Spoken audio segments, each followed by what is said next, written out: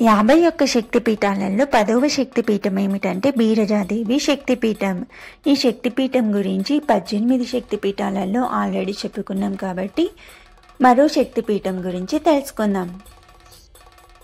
బీరజాదేవి శక్తిపీఠం గురించి తెలియని వాళ్ళకి కింద డిస్క్రిప్షన్లో వీడియో లింక్ ఇచ్చాను, చూడండి. 51 శక్తిపీఠాలలో 11వ శక్తిపీఠం ఏమిటంటే ముక్తినాథ శక్తిపీఠం.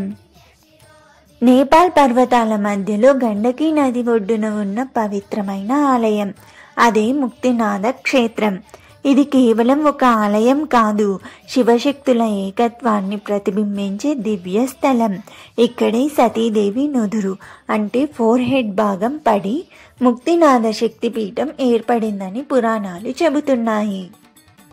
సతీదేవి తన తండ్రి దక్షుని అవమానాన్ని భరించలేక అగ్నిలో దహించుకున్న తర్వాత శివుడు ఆమె శరీరాన్ని మోసుకుంటూ సంచరించారు. అప్పుడు విష్ణుమూర్తి తన సుదర్శన చక్రంతో ఆ శరీరాన్ని విభజించగా నుదురు భాగం ఇక్కడ అంటే గండకీ నది ఒడ్డున పడింది. అందువల్ల ఈ స్థలం శక్తిపీఠంగా పూజించబడింది. ఇక్కడ అమ్మవారు గండకీ చండి, భైరవుడు చక్రపాణి రూపంలో ఆరాధించబడతారు.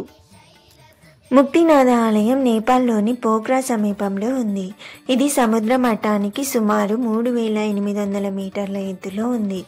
ఈ ఆలయం శైవ, వైష్ణవ, బౌద్ధ ఈ మూడింటి ఆధ్యాత్మిక సాంప్రదాయాల కలయికగా నిలుస్తుంది. ఇక్కడ గండకీ నది తీరంలో లభించే శాలగ్రామ శిలలు విష్ణుమూర్తి స్వరూపంగా పూజించబడతాయి. అందువల్ల ఈ స్థలం పవిత్రతలో అగ్రస్థానంలో ఉంటుంది. గండకీ చండీ దేవిని దర్శించడం వలన పాప విమోచనం జరుగుతుందని నమ్మకం. ముక్తినాథం అంటేనే మోక్షాన్ని ఇచ్చే స్థలం. ఇక్కడ అమ్మవారిని దర్శించి స్నానం చేసిన భక్తులు జన్మ జన్మల బంధనాల నుండి విముక్తి పొందుతారని చెబుతారు.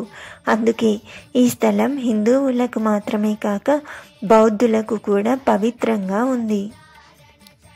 నేపాల్ గిరుల్లో గండకీ నది ఒడ్డున వెలసిన ముక్తినాథ శక్తిపీఠం.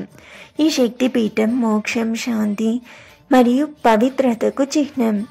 ఇక్కడ అమ్మవారి ఆశీర్వాదం పొందిన వారు జీవితంలో ప్రశాంతత, విజయాలు, ఆత్మశుద్ధి పొందుతారని విశ్వసిస్తారు. ఇది శక్తిపీఠాలలో ఒక దివ్య రత్నం. ఓం శ్రీ మాత్రే నమః.